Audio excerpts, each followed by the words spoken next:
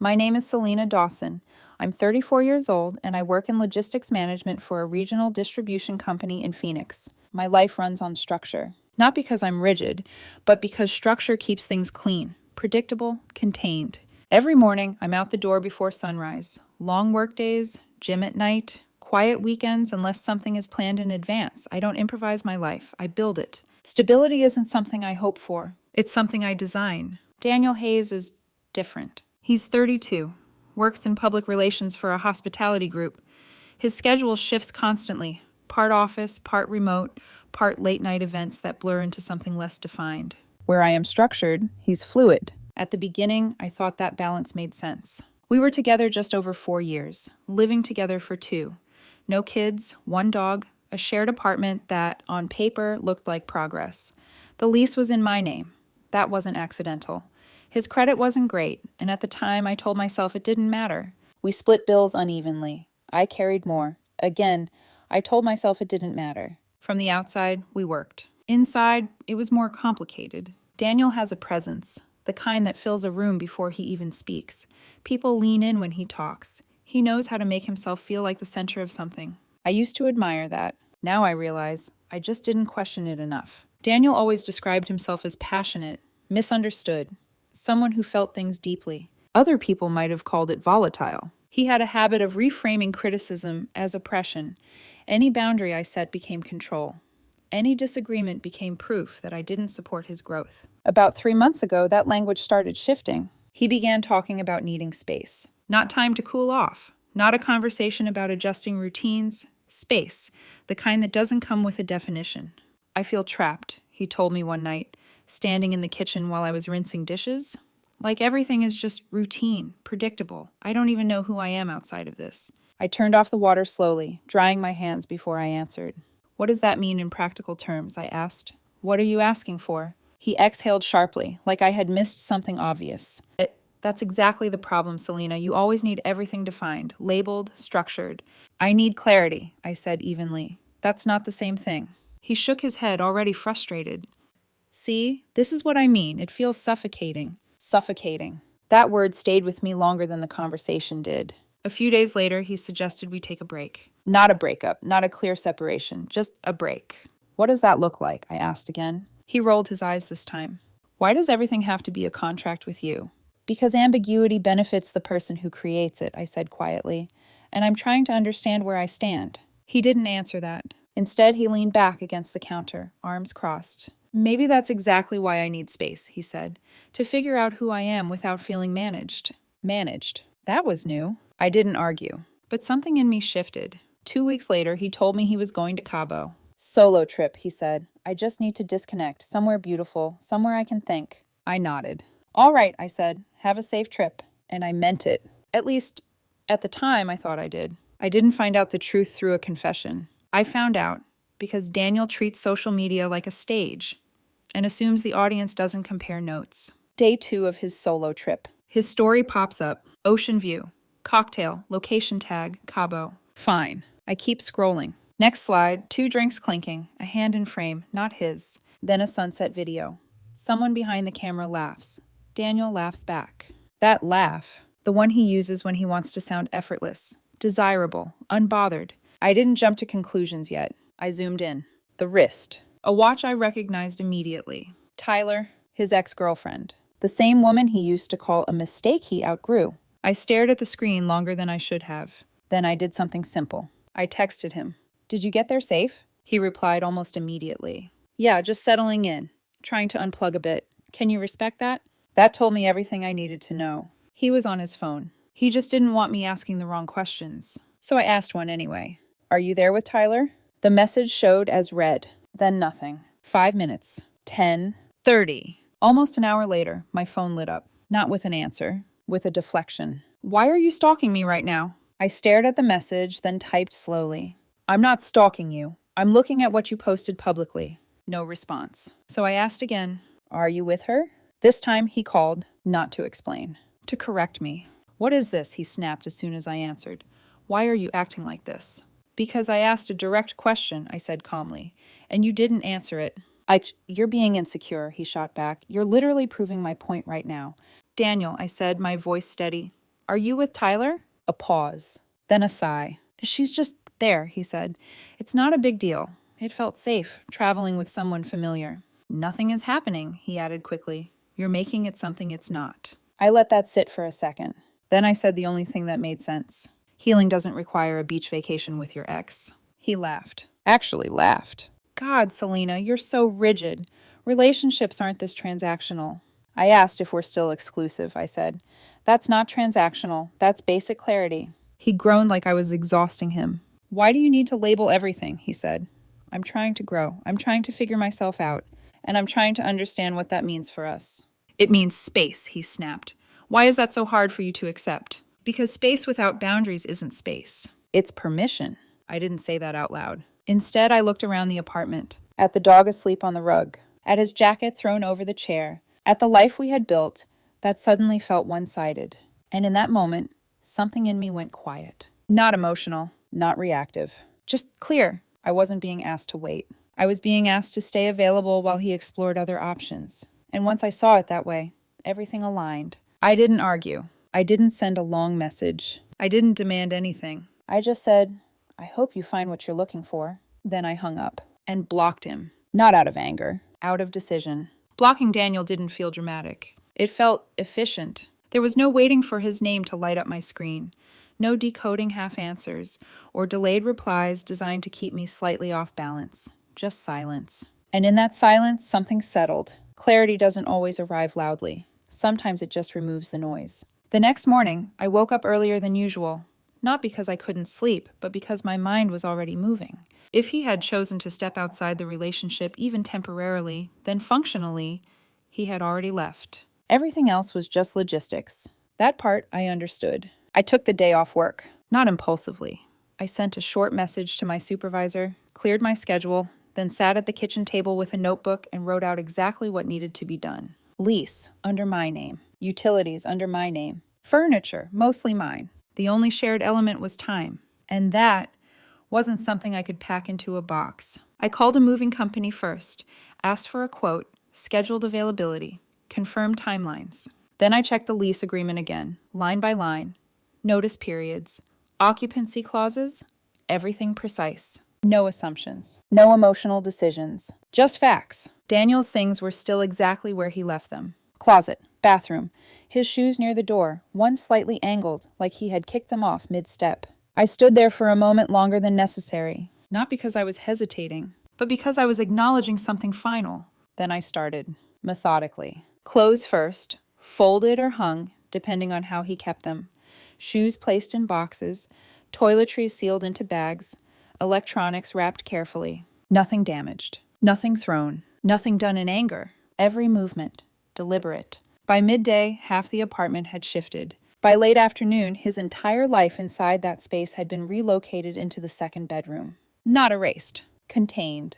That distinction mattered. I didn't contact him. There was no reason to. Instead, I reached out to a mutual acquaintance, someone neutral, someone who wouldn't distort the message. I kept it simple.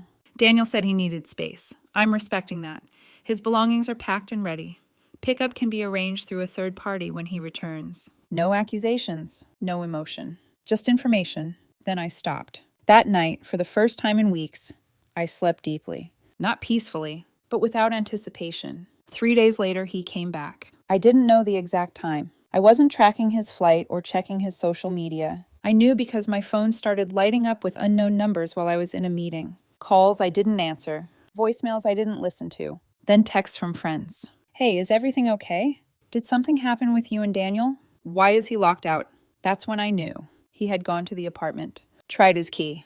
Knocked. Then knocked louder. Then stayed. Waiting for something that no longer existed. One of our neighbors told him I had been moving things earlier in the week. That's when the panic started. He called the same acquaintance I had used. According to him, Daniel wasn't just upset. He was confused. How could she do this without talking to me? He demanded. This isn't what I meant by space. That sentence would have meant something if it had come with accountability. It didn't. He said he thought space meant emotional distance, not consequences. He said he never agreed to move out.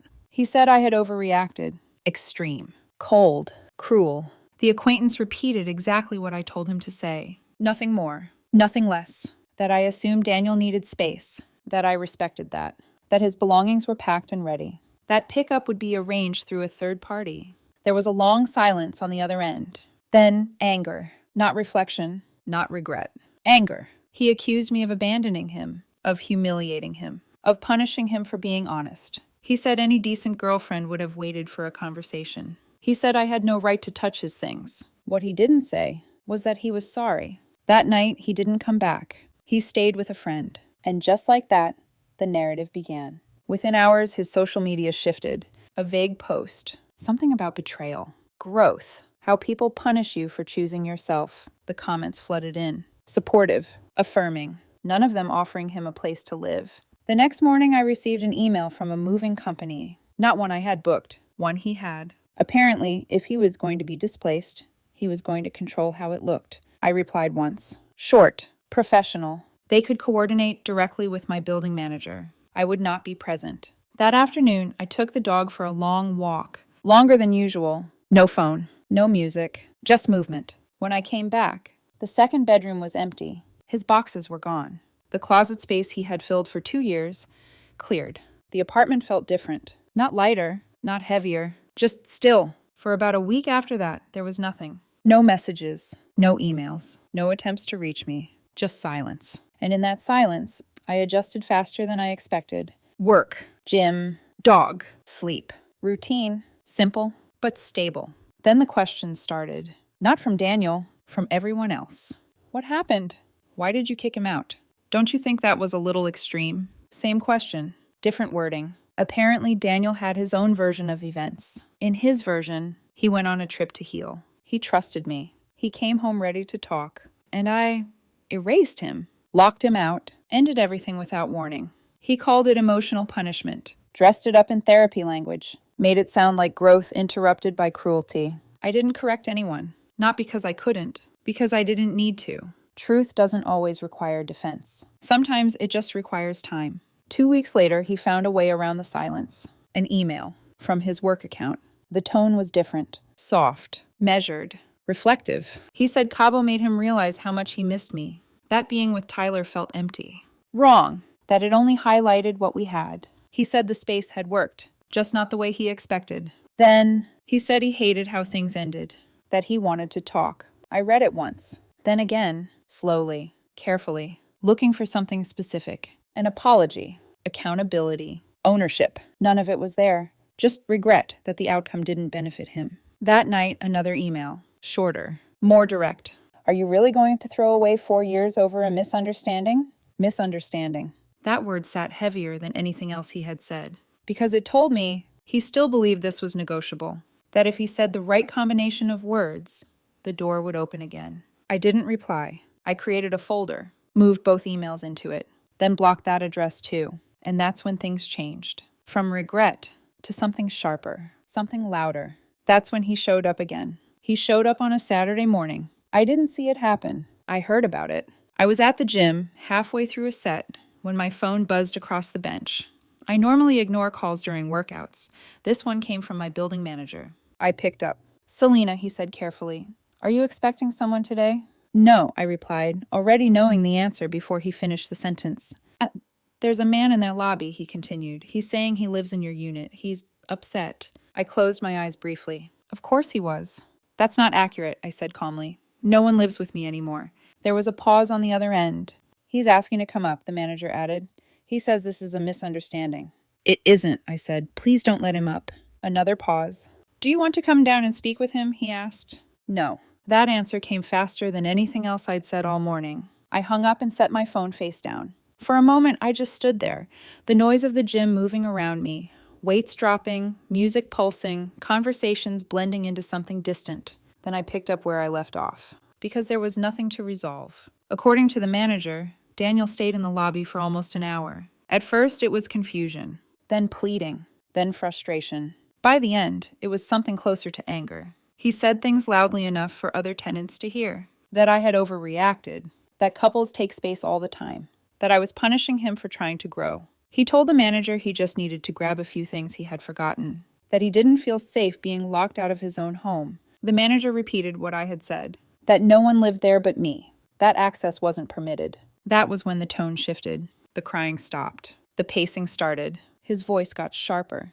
"He's probably cheating," he said at one point, loud enough for people walking through the lobby to hear. Women always do this when they've got something to hide. No one stopped. No one asked questions. People just kept walking. Because when a story doesn't quite make sense, strangers don't step in.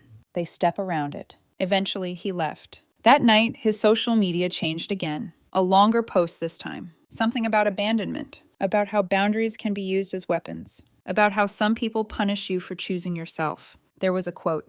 A sunset picture. Comments full of validation from people who only knew his version. My phone didn't buzz. Because by then, there was nothing left for him to reach. That's when I realized something important. He wasn't trying to fix the relationship. He was trying to regain access. And those are not the same thing. Once that distinction settled in, everything else became easier to understand. When pleading didn't work, he pivoted. Not directly, strategically. He started reaching out to people around me. My sister first. They had never been close. Polite at holidays, surface-level conversations at birthdays. That was it. But suddenly he was sending her messages, saying he missed the family, that he hated how things ended, that he was worried about me, that I was isolating, making rash decisions, framing concern as care, control as protection. My sister forwarded me the message with one line underneath. "Are you okay?" I called her, explained everything calmly. No emotion, no dramatics, just facts. She listened, didn't interrupt. When I finished, she said one sentence. "Then I'll block him too." That was the moment something shifted. Because up until then, Daniel still had edges to work with. People he could reach, angles he could approach, narratives he could influence. My sister closing that door wasn't loud. But it was final. He tried my parents next. That didn't go the way he expected. Then a coworker, then an old college friend. Each time the same tone. Measured. Concerned. Mature. Each time the same result. People started comparing notes. Quietly at first. Then more openly. And when they did, the inconsistencies became impossible to ignore. Someone asked him why self-discovery involved a beach vacation with his ex. Another asked why needing space didn't include clear boundaries. Someone else asked why he was so desperate to get back into an apartment he had described as suffocating. Questions he couldn't answer cleanly. That's when the tone shifted again. Sharper this time. Less controlled. He accused people of taking sides, of minimizing his feelings, of punishing him for being honest. The same pattern. Different audience. I stayed quiet through all of it. Didn't defend myself. Didn't correct his version. Didn't engage. Because silence does something arguments don't. It removes resistance. And without resistance, behavior reveals itself. About a month after he moved out, the messages stopped. Not because he found closure, because he ran out of angles. No one was passing things along anymore. No new stories. No updates. Just absence. And then, one last attempt. A handwritten letter. It showed up in my mailbox on a Wednesday evening. No return address. Just my name. I recognized his handwriting immediately. Careful. Deliberate. The kind of script people use when they want to look thoughtful. The letter was long. 4 pages. I read it once. Slowly. He wrote about Cabo. About how being there with Tyler made him realize how much he had outgrown that part of his life. How it felt wrong. Empty. He said he sat alone in the hotel bathroom one night and understood he had made a mistake. That the trip was supposed to help him find himself, but instead showed him what he had lost. Then he shifted. He said he hated how I handled things. That blocking him was cruel. That moving him out without a conversation was traumatizing. That I punished him for being honest. And then the line that mattered most. 2 things can be true at once. I hurt you, and you hurt me. I stopped there for a moment, because that sentence wasn't about accountability. It was about balance, shared blame. A version of the story where he wasn't solely responsible for the outcome. The last paragraph asked if we could meet, just once, to talk properly, to get closure. He said he hoped I was mature enough to have that conversation. I folded the letter, placed it back in the envelope, and put it in a drawer, not as something to keep. As something to remember. I didn't respond. 2 days later, a new number texted me. "Did you get my letter?" That's when I acted again. Blocked the number, no reply, no acknowledgement. Just silence. And for the first time, it felt like he understood it. Or at least, felt it. I thought that would be the end of it. It should have been. But Daniel wasn't someone who let go easily, especially not when the outcome wasn't his choice. A week later, I got a message request on LinkedIn. Same profile picture. Same name. Same tone, carefully softened. I know this is unconventional, he wrote, but I didn't know how else to reach you. I'm not trying to pressure you. I just want to make sure you're okay, and that you understand my intentions were never malicious. I stared at the screen longer than I should have, not because I was considering replying, because of where he chose to show up. LinkedIn, a space that had nothing to do with us. That wasn't about connection. That was about access. And crossing that line irritated me more than anything else he had done. I didn't respond. I reported the message as unwanted contact, then blocked him there too. Clean. Final. No openings. No gray areas. That's when he broke character. A mutual friend called me later that week. Selena, I think Daniel's spiraling. I leaned back against my couch, listening without interrupting. Not sad, she clarified. Angry. Of course he was. He's telling people you blindsided him, that you planned this, that you used logistics and rules to avoid real emotion. I almost smiled at that, because in a way, he wasn't entirely wrong. I did use structure, but not to avoid emotion, to protect myself from it. He says you never really loved him, she added carefully. That part used to sting, back when his words still carried weight. Now, it just sounded like something he needed to believe. Is that all? I asked. There was a pause. No, she said. He is also saying he regrets Cabo, that he hated being there with Tyler, that it felt empty. I closed my eyes for a second. Not in pain, in recognition. He said he felt stupid, she continued, like he threw something real away for nothing. There it was. Not remorse, not accountability, loss, but not of me, of what I represented. Stability, safety, structure. He keeps saying he misses what you had, she added. Not who. What? That distinction mattered. After we hung up, I sat in silence for a while, thinking back over everything. The conversations, the trip, the posts, the letter, every attempt he made to come back. And something became very clear. Daniel didn't miss me. He missed the version of his life that felt anchored while he explored everything else. I was never supposed to move on. I was supposed to wait, stay available, stay stable. Be the place he could return to once he finished chasing whatever feeling he thought he needed. And when that option disappeared, he didn't grieve the relationship. He resisted the consequence. That realization didn't hurt. It clarified. Over the next few weeks, the noise faded. Completely. No more messages. No more indirect attempts. No more stories being passed along. Because eventually, people stop engaging when there's nothing left to react to. Silence isn't interesting. It doesn't escalate.